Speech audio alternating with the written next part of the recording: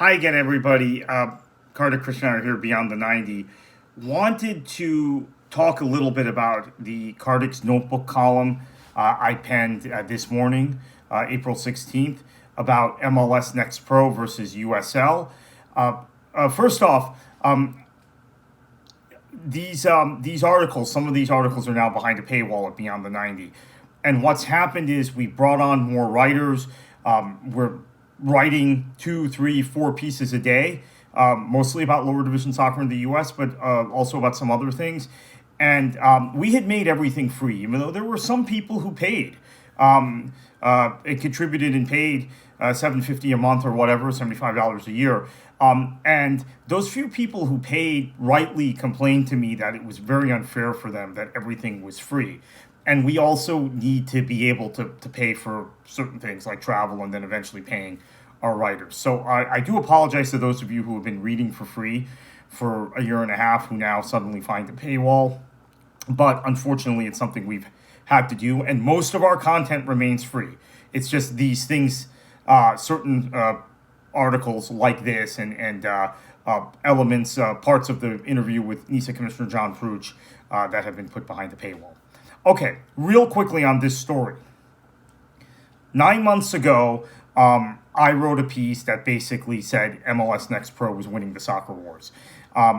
And I knew at the time, I had known since March, really, that the Jacksonville Armada were going to move to MLS Next Pro.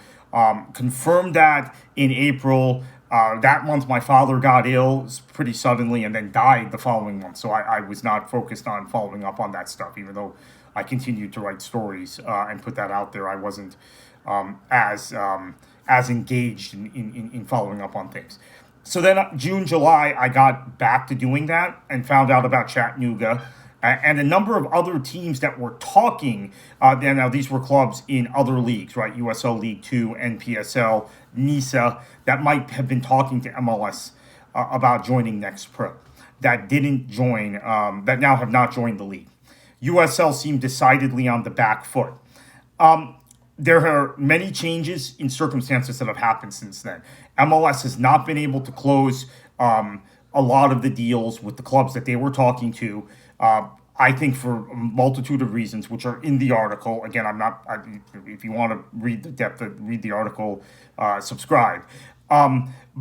And similarly, I do want to address something that is in the article, but I also put on Twitter about players. And this is significant because USL underwent a leadership change in that same period, as I was saying, as I dedicated 3,000 words to talking about why MLS Next Pro was winning the soccer war and why I was concerned about USL's long-term viability. USL has refocused much of its efforts in the league office since Paul McDonough took over toward player development and maybe, however you want to look at it, being a way station for players, young players that come out of academies, whether they're MLS academies or USL academies or other independent academies, give them a professional experience for a year or two, move them on or move them up, right? So USL has had a lot of success with this. And there were individual clubs like Sacramento and Orange County in particular, that were always successful at this. But now we're finding it kind of becoming a league-wide philosophy.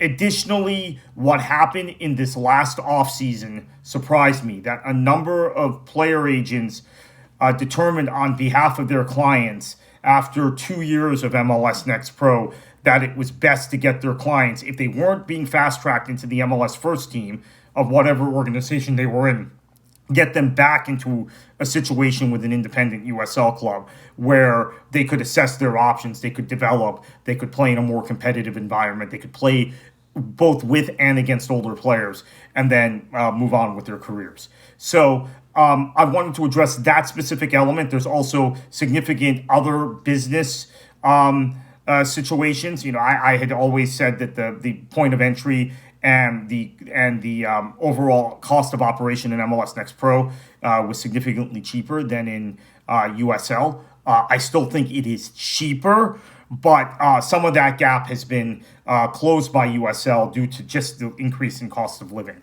And several other things in the article. So thank you once again for your patronage to Beyond the 90, and I just wanted to throw this throw this particular situation in terms of players out there. Thank you.